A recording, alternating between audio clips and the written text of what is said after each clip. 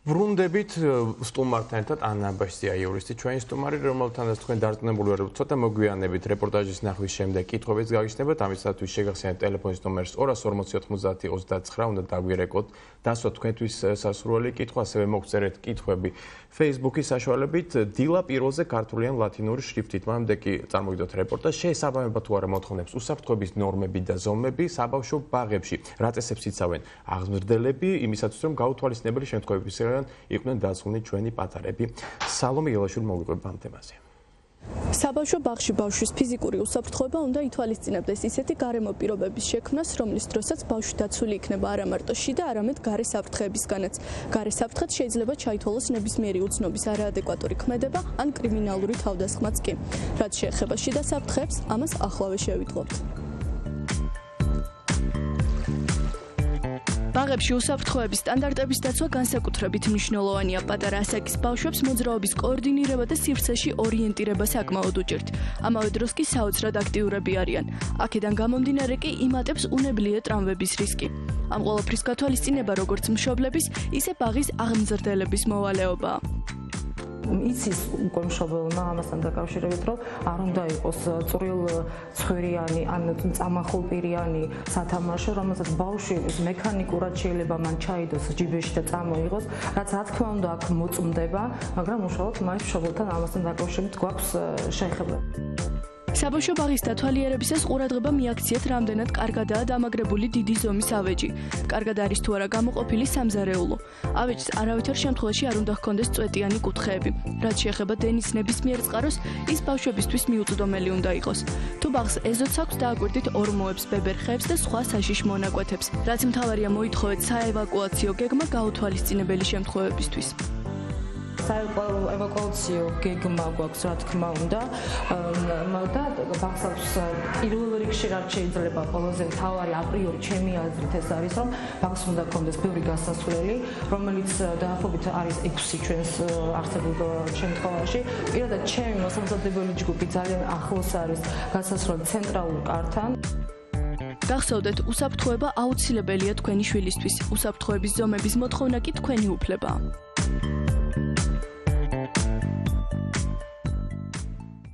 დილა პირველზე ეთერშია ანა აბაშიძეს მივესალმებით, იურისტს, რომელიც ჩვენი გადაცემის სტუმარია 240 90 29. დაგვირეკეთ თქვენთვის საინტერესო კითხვებით. დღეს 18 ნოემბერს საღამოს 6 საათზე ანას ლექცია აქვს საქართველოს პარლამენტის ეროვნული ბიბლიოთეკის საკონფერენციო დარბაზში ბავშვად ყოფნის ფილოსოფია. ეს არის სახელწოდება საჯარო ლექციის, რომელსაც დღეს არაერთი სტუმარი ეყოლება, მე იმედი მაქვს.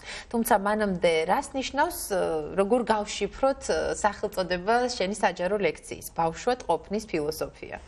პირველ რიგში მოგესალმებით, კეთილი იყოს ჩემი ფეხი თქვენს გადაცემაში პირველად და წარმატებებს გისურვებთ. ჩემს ლექციას რაც შეეხება, მე სურს პირველ რიგში დავიწყოთ ფიქრი იმაზე, უბრალოდ ახლიდან დავიწყოთ ფიქრი იმაზე, თუ რას ნიშნავს იყო ბავშვი. იმიტომ რომ მაქვს დიდი ეჭვი, რომ გვაქვს არასწორი წარმოდგენები, არა მარტო ჩვენ, სამყაროში ძალიან ბევრ ქვეყანას აქვს არასწორი დასკვნები ბავშვებთან დაკავშირებით, რაც არის საწყისი იმ პრობლემების, რაზეც მე ვლაპარაკობთ. ანუ ყოველთვის ვლაპარაკობთ იმაზე, რომ აი რატომ ხდება ესე, რომ ბავშვი არის უკიდურეს სიღარიბეში, რატომ ხდება, რომ ბავშვს არ აქვს მონაწილეობის უფლება პროცესებში, რატომ ძალადობენ ბავშვზე, ასე შემდეგ, თელ რიგ პრობლემებზე, მაგრამ გვავიწყდება საწყისი. იმიტომ რომ თავიდან ვინ არის ბავშვი და რას ნიშნავს იყო ბავშვი არასწორადაა გაგებული საზოგადოებაში. სწორედ ამას ვცდილობ, რომ დღეს შევეხო და ვიდისკუსიო სტუმრებთან ერთად, რომლებიც იქნებიან და მათ შორის იქნებიან ბავშვები, ზუსტად ვიცი. ანა, შენ აღნიშნე, რომ ჩვენ საზოგადოება არასწორად უდგებით ბავშვებს და აღვიქვავთ მას, მე ესე გავიგე, როგორც საზოგადოების არასრულყოფილ ნაწილს, ხომ? ადამიანს, რომელსაც არ შეიძლება მოვკითხოთ, ასე ვთქვათ, პასუხისმგებლობა მის მიერ ჩადენილ ქცევებზე, ადამიანს, რომელსაც იქით უნდა ვუკარნახოთ, თუ რა როდის და როგორ გააკეთოს. ეს არასწორი დამოკიდებულებაა, ანუ საზოგადოება არასწორად აღიქვამს, როგორც არასრულყოფილ ჩამოუყალიბებელ სუბიექტს ბავშვს. სწორი ბრძანდებით, ზუსტად ესაა თავი და ბოლო. მე მარტივ შედარებას გავაკეთებ, შეიძლება ვიღაც არ მითახვეუდეს, მაგრამ მე ღრმად ვარ დარწმუნებული, რომ ამ თემაზე როცა ვლაპარაკობთ არის ორი სუბიექტი, ჩვენ ანუ მე და თქვენ როგორც ზრდასრულები და არიან ისინი, ბავშვები. ანუ ჩვენ იმთავითვე ამ ადამიანებს გამოვყოფთ სოციუმიდან და ვამბობთ, რომ ისინი არიან სხვები და ჩვენ ვართ ჩვენ. და ამ ჩვენშია მთელი პრობლემა. ამას ინგლისური სიტყვა რომ უწოდოთ adultism-ს ეძახიან, ანუ ზრდასრულობის სინდრომი, რომელსაც პირდაპირ გეტყვით, მე პირადად ვათანასწორებ რასიზმთან, ვათანასწორებ სექსიზმთან და ასე შემდეგ.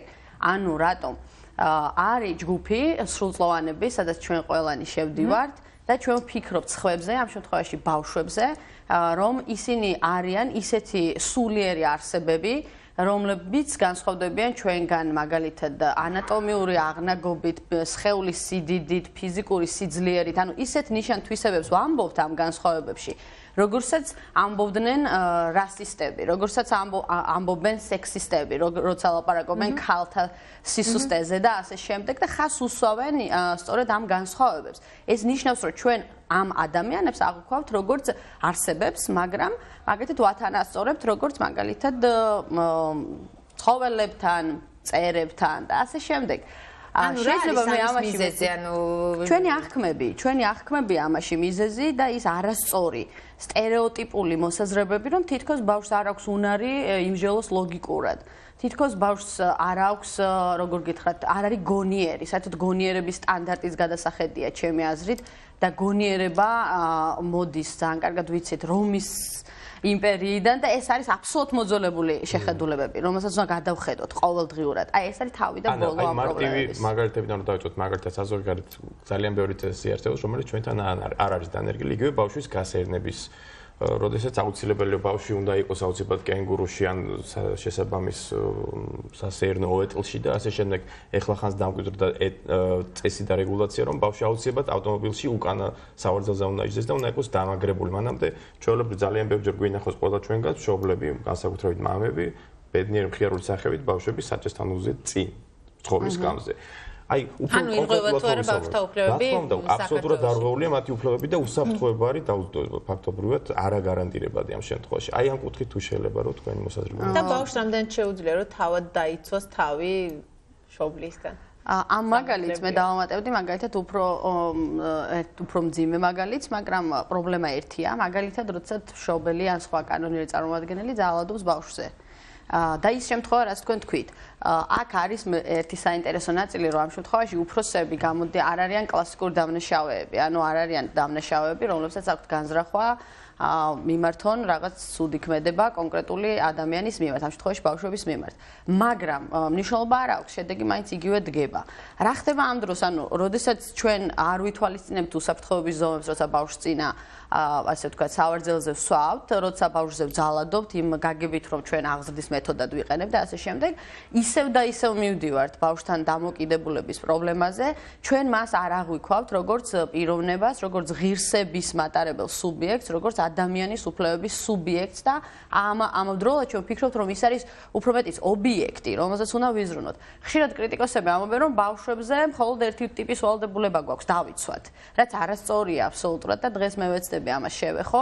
ბავშვს აქვს კეთილდღეობის უფლება, ზოგადად რო ვთქვა, მაგრამ ბავშვს აქვს თავისუფლების უფლებები ამავდროულად, როგორც არის სიტყვის თავისუფლება, გამოხატვის თავისუფლება, პოლიტიკურ პროცესებში მონაწილეობის უფლება, სამოქალაქო აქტივიზმი და მსოფლიო იცნობს უამრავ ფაქტს, როდესაც აი როზა პარკს იყო ყველა მიცით ვინ იყო. ეს იყო ადამიანი, გენიალური აფროამერიკელი ქალი, რომელმაც ეცადა შეეცვალა დაუდო საფუძველი, ესე ვთქვათ, სეგრეგირებულ მიდგომას ავტობუსებში, მაგრამ არავინ იცის ბავშვი, რომელმაც როზა პარკზე უფრო ადრე გააკეთა ეს. ანუ აი ამ ყველაფერზე მინდა დავაფიქრო საზოგადოება, უამრავი ფაქტია. რეალურად ავტობუსებში რო სეგრეგირებული, ესე ვთქვათ, ადგილები არ ყოფილიყო აფროამერიკელების თეთრკანიანებისთვის, აი იმ სასამართლო გადაწყვეტილებას უზენაეს სასამართლოს ამერიკის ერთ-ერთ მოსარჩელად ყავდა თანამოსარჩელად არასრულწლოვანი გოგონა, მაგრამ ამაზე არავინ არ ლაპარაკობს. ასე მაგრამ როზა პარკსი ყველა ანუ ისტორიას დავიწყებული ყავს არა მხოლოდ ქალები, არამედ ბავშვებიც კი, რომელსაც მნიშვნელოვანი როლი აქვს დიდ პოლიტიკურ პროცესებში. ეს ძალიან სწორი ხაზია და მადლობა რომ გამახსენეთ ბავშვების და ქალების სოციალური როლი და მათი აღქმა, როგორც საზოგადოების სტრუქტურაში მათი როლი არის თანაბრად ნეგატიურად წარმოდგენილი. ორივეზე ბატონობენ ორივეზე თვლიან რომ ისინი არიან სუსტები და ორივე ამ შემთხვევაში რაღაც ადამიანთა კლასი წარმოდგენილია როგორც მეორე ხარისხოვანი. გასაგებია რომ ჰიპერუზრუნველობა მავნებელია ზოგიერთ შემთხვევაში, მაგრამ ხომ უნდა ვიზრუნოთ პატარებს ისინი ბევრ ხშირ შემთხვევაში აბსოლუტურად დაუცველები არიან ზოგიერთ გარემოებაში, ზოგიერთ შემთხვევაში იგივე როდესაც ეს ეხება ქუჩას, ან აბსოლუტურად ნაკლებად პროგნოზირებად სიტუაციას. ასეთ შემთხვევაში ხომ უნდა იყოს ზრუნველები, ხო არ მივანდოთ მას სრულად არჩევანს, რომ შენ მიდი, გააკეთე რაც გინდა და მე მხოლოდ და მხოლოდ უკან გამოგყვები და თვალს მოგადებ. ამ ლოგიკიდან მე აბსოლუტურად გეთანხმებით, ამ ლოგიკიდან გამომდინარე შეგვიძლია დავასკვნოთ, რომ არ არის ადვილი იყო მშობელი პირველი და ფიზიკური მშობლობა არ ნიშნავს, რომ ეს არის გააზრებული მშობლობა და ეს კიდე ცალკე სალაპარაკო თემაა.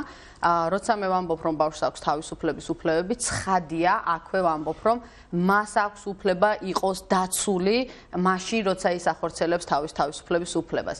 ანუ ჩვენი უფროსების უფლებები არის შემოსაზღვრული ბავშვებთან მიმართებაში და შემიძლია პირდაპირ გითხრათ განიმარტება როგორც მოვალეობები და არა როგორც უფლებები. და როდესაც მაგალითად ბავშვის ჭეშმარიტ ინტერესზე ვლაპარაკობთ და კონკრეტულ სიტუაციას დააკვირდით, გექნებათ შემთხვევა, რომ აი რაღაც სიტუაციაში უნდა გადაწყვიტონ რა არის ბავშვის ჭეშმარიტი ინტერესი. ჭეშმარიტი ინტერესის განსაზღვრის დროს უფროსი ხელმძღვანელობს თავისი ინტერესით. ეს არ არის ბავშვის ჭეშმარიტი ინტერესი.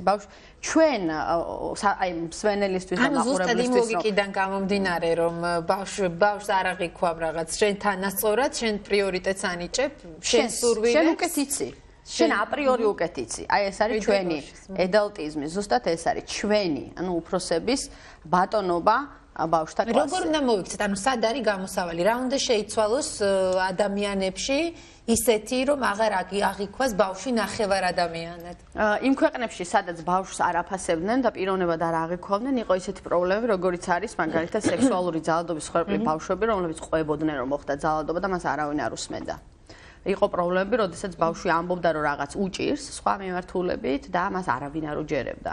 წაგებული პროცესები და დაუცველი მსხვერპლები და ასე შემდეგ. მაგრამ იმ ქვეყნებში, სადაც დაიწყეს ბავშვის მოსმენა და მე პირდაპირ სრული პასუხისმგებლობით გეტყვით, რომ ეს არის ამერიკის შეერთებული შტატები, ერთ-ერთი პროგრესული მიმართულება ამ ნაწილში და არა ყველა ნაწილში მე მაქვს ჩემი კრიტიკა მათ სისტემაზე გარკვეულ ნაწილში, მაგრამ იმ თემაზე რომ ბავშვი აღვიქვათ როგორც თანასწორი პიროვნება, მათ გადადგეს სერიოზული ნაბიჯები და რა მოხდა? მოხდა ის, რომ უფროსებმა, რომლებსაც სხვადასხვა ვალდა, მაგათი პროკურორები ავიღოთ, თავისი საქმე შეასრულეს უფრო ეფექტურად. ანუ ის, რომ ბავშვი აღვიქვათ თანასწორად, არის საჭირო არა მარტო მათთვის, არამედ ჩვენთვისაც. მე ამაზე რომ ვლაპარაკობ, პარალელურად სულ ქალთა უფლებები მახსენდება, იმიტომ რომ აბსოლუტურად ერთნაირი გამოწვევა აქვთ. გარდა იმისა, რომ ბავშვებს კიდევ სხვა საჭიროებები აქვთ. დასჯის მეთოდებზე მინდა კითხვა, ანა, იმიტომ რომ ძალიან ხშირად არა, მაგრამ არც თუ ისე იშვიათად შეხედო რომ შესწრები ვარ ფაქტს, როდესაც ბავშვი თავის უხდარი უყურადღებობის გამო დაცემულად და განასხვავდა იმისა, რომ დაეწყნარებია ბავშვი, დედა ეჭხუბება, ან მამა ეჭხუბება და მეც არაერთხელ ჩავრეულ ვარ ასეთ კონფლიქტში და შემდეგ გასაშველებელი. ეს არ არის შენი საქმე, რატომ ერევი და აბსოლუტურად ვერ ხვდებიან. რამდენად ადეკვატურად და სად უნდა ისავნო ბოლო-ბოლოს. ჩემი ლექციის ერთ-ერთი თემა სწორედ სოციალური სამსახურები უნდა იყვნენ ამ ყურადღებიანები და აქტიურები თუ რა უნდა მოხდეს ამისათვის. ჩვენ ყველამ ვიცით პრინციპი, ხო, არავინ არ უნდა დავსაჯოთ ბრალის გარეშე. ხო, ყველამ ვიცით. აბსოლუტურად ყველამ ვიცით და აი რაღაც რომ მოხდება ჩვენ საზოგადოებრივ ცხოვრებაში, აი ყველა გავდივართ და ვიწყებთ დაცვას ადამიანს, რომ ამას ეს არ ჩაუდენია, რატომ სჯით, არავინ არ დაზარალებული. იგივე არ გვახსენდება ბავშვებთან დაკავშირებით. ბავშვი სხვას დაუშავებს თუ თავისას დაუშავებს, მაინც ისჯება. ანუ წარმოგიდგენიათ, რომ თქვენ თავს დაუშავოთ რაღაც და მოვიდნენ და დაგსაჯონ. ეს ხო აი პარადოქსული ამბავია, მაგრამ ამაზე ხო არ ვფიქრობთ. ზუსტად ესაა მიზანი, რომ ჩვენ დავფიქრდეთ, რა ხდება ჩვენს ირგვლივ. ბავშვი დაეცა, ანუ სუიციდი არ ისჯება კანონით. ნუ აი ვინც არ შეუშავა ხელი ამას. აი ის ანუ მე რომ გადავწყვიტო რაღაც, ჩემ თავს დაუზიანო, მე აპრიორი გადამარჩენენ, ეს ვალდებულებაა და მომხედავენ, მაგრამ არავის მოუვა თავში აზრად, რომ მე სისხლის სამართლის პასუხისმგებაში მიმცეს იმის გამო, რომ ჩემ თავს დაუშავე, ჩემ სიცოცხლე ჩავაყენე საფრთხეში. სხვა თემა, მაგრამ ბავშვთან ეს არ გვახსენდება. საკმარისია ბავშვმა, აი თქვენ რა კარგი მაგალითი მოიყვანეთ რა. თავისი დაუდევრობით თუ რაღაცით, პირობითა თავი ჩააყენა სახიფათო მდგომარეობაში და მშობელმა ამის გამო პასუხი აგებინა. სამართლიანობის განცდა თუ გააქვს ადამიანს, არ უნდა კარგავდე კონკრეტულ ჯგუფთან მიმართებაში. ზუსტად ეს არის რასიზმის მსგავსი, სექსიზმის მსგავსი ედალტიზმი, რომელიც არის ჩვენში. ანა, შენ ლექციაში ერთი ძალიან საინტერესო თემა აღწერილობაში ამ ლექციის საარჩევნო უფლებაზე საუბრობ. რასთან გვაქვს საქმე? რას ნიშნავს საარჩევნო უფლება ბავშვისთვის? ბევრ შეიძლება რა საკიდან გაქვს ინიციატივა რომ ბავშვებმა თქვენს გეღიბებათ. თქვენს გეღიბებათ მე კითხავდეს ძალიან ახალი ამბავია. სერიოზულად ვუყურებ ამ საკითხს ნამდვილად. ბავშვებსაც აინტერესებს ზოგადად პოლიტიკა, ეგეც ხო? იქნებ ბავშვებს კითხოთ, მაგრამ არ უნდა ვკითხოთ ბავშვს ისე რომ შენ გაინტერესებს ვინ არის ბიზნა ივანიშვილი ან გაინტერესებს ვინ არის ოპოზიცია, ეს არც არავის არ უნდა აინტერესებდეს ჩემი აზრით. ესე დასმული შეკითხვა, მაგრამ ბავშვს კითხავთ, თქვენ გაინტერესებთ როგორი უნდა იყოს საბავშვო ბაღი? გაინტერესებს სკოლაში როგორ უნდა გექცეოდნენ, გაინტერესებს როგორი პროგრამა უნდა გადიოდეს ტელევიზიით, მაგალითად საზოგადოებრივ არხზე. მიიღებთ პასუხს და ეს არის პოლიტიკა. არ არის პოლიტიკა ის რაც ვახსენეთ მანამდე. აი აქაც გვაქვს ჩვენ არასწორი თუმცა მესმის წინაპირობები რატომ გვაქვს და მეც ვარ ამის ნაწილი ამ არასწორი შეხედულებების. ბავშვს ისევე როგორც სრულწლოვანს აქვს უფლება მიიღოს მონაწილეობა ქვეყნის მშენებლობაში, პოლიტიკურ პროცესებში ჩაერთოს. კანონმდებლობის მიხედვით მას ამის უფლება აქვს. თუმცა კანონმდებელი რას ამბობს? ეუბნება რომ შენ კი გაქვს უფლება, მაგრამ 18 წლამდე არ მოგცემ ამ უფლების განხორციელების საშუალებას. ეს აპრიორი ნიშნავს, რომ შენ უფლება არ გაქვს. მე ვამბობ და არა მარტო მე ძალიან მიხარია, რომ ყავს თანამოაზრეები იურიდიულ წრეებში, არა საქართველოში, სამწუხაროდ, თუმცა დადგება ის დრო, როცა ამაზე მარტო არ ვისაუბრებ, რომლებიც ამტკიცებენ, რომ ბავშვმა უნდა მისცეს ხმა აირჩიოს თავისი წარმომადგენელი სახელმწიფო მშენებლობაში. თუ თქვენ მეტყვით ერთ მიზეზს მაინც, რატომ არ უნდა ჰქონდეს ბავშვს ამის უფლება? ეს მართლა ძალიან მნიშვნელოვანია, თუნდაც იმიტომ, რომ აი პარიზის ამბებზე ჩვენ ნახეთ არაერთი სიუჟეტი, სადაც საუბრობდნენ მშობლები ბავშვებს ესაუბრებოდნენ თუ რა მოხდა პარიზში. ანუ უხსნიდნენ, ძირითად შემთხვევაში საქართველოში ხდება ხოლმე მიჩქმალვა და მიმალვა იმ ამბების, რომელიც ქვეყანაში ხდება და ირიბად თუ პირდაპირ ეხება ადამიანებს. სხვათა შორის ბავშვთა უფლებებზე მომუშავე სოციოლოგები მიდიან ერთ საინტერესო დასკვნამდე, თუ ეს ჩვენთვის საინტერესო იქნება ზოგადად მსჯელობის დროს, რომ ბავშვს აქვს განსაკუთრებული უნარი ინტუიტიურად მიხვდეს რა სხვაობაა სიტყვას და საქმეს შორის. რა სხვაობაა არაარსებით და არარეალისტურ დაპირებებს და რეალისტურ შორის. ამაზე არ გვიფიქრია, თუმცა ეს უკვე ნაკლები და დადასტურებული თემაა. უამრავი არგუმენტი არსებობს ბავშვის სასარგებლოდ, რომ მან უნდა მიიღოს მონაწილეობა პროცესებში და აუცილებლად უნდა თქვა ერთი სარგებელი. გარდა იმისა, რომ უფლება აქვს, არის კიდევ ერთი სარგებელი. ზოგადად განვითარების პროცესში და იმ პროცესში, როდესაც შენ პასუხისმგებლობის გრძნობები გიყალიბდება სხვადასხვა მოვლენების მიმართ და საკუთარ თავის მიმართ, ძალიან მნიშვნელოვანია არჩევნებში მონაწილეობა, იმიტომ რომ ამ შემთხვევაში შენ უფრო მეტ სიახლოვეს გრძნობ სახელმწიფოსთან, სახელმწიფო ანგარიშვალდებული ხდება შენთან. ამ თემაზე სულ დისკუსია ალბათ ხელს შეუწყობს იმ თავარ ამოსავალ წერტილს, რასაც ქვია ბავშვის აღქმა, როგორც სრულყოფილი ინდივიდის, თუმცა ამ თემაზე საუბარია მოგვიანებით მოამბე გველოდება და მარიამ ვაშაძე. დღის ახალი ამბები, სილამშვიდობისა მარიამ. მოგესალმებით, უახლეს ინფორმაციას მოკლედ გაგაცნობთ. ამ წუთებში სროლის ხმა ისმის პარიზის გარეუბანში სან-დენიში, სადაც მედიის ინფორმაციით ტერაქტებში ეჭვმიტანილების აყვანის ოპერაცია მიმდინარეობს. გავრცელებული ცნობით არიან დაჭრილები პოლიციის მხრიდან. გადამოწმებულ და ვრცელ ინფორმაციას მე ზუსტად 10 საათზე მოგაწვით. ნახევარ საათში მთავრობის ადმინისტრაციაში უსაფრთხოებისა და კრიზისების მართვის საბჭოს ხდომა გაიმართება.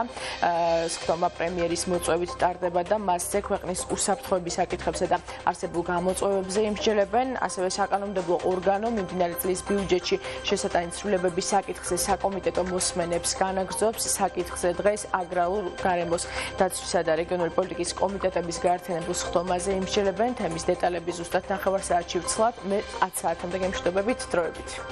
მადლობა მარიამ ვაშაძეს. მოამბე დღის ახალი ამბების დილის საათზე დაბრუნდება. სტუდიაში ბრუნდებით ანა აბაშიძე იურისტი, ჩვენი გადაცემის სტუმარია და ერთ-ერთი ბოლო კითხვა ჩვენი საუბარნენელ დასასრულისკენ მიდის, არის ის საინტერესო სადისკუსიო თემა, რომელიც შენ ლექციაზეც იქნება დღეს 6 საათზე, საარჩევნო უფლება ბავშვისთვის და საუბარია სავარაუდოდ წერა-კითხვის მცოდნე ბავშვზე და როგორ ფიქრობ, არის თუ არა ეს ცოტა ნაადრევი თემა საქართველოსთვის, იმიტომ რომ რაღაც ძალიან ელემენტარულ უფლებებზე საუბრობენ დღეს იურისტები და ბავშვების უფლებების დამცველები, მათ შორის შენ, რომელსაც ყოველდღიური შეხება გაქვს არაერთ ბავშვთან, რომლის უფლებაც აშინლად ირღვევა, ხო?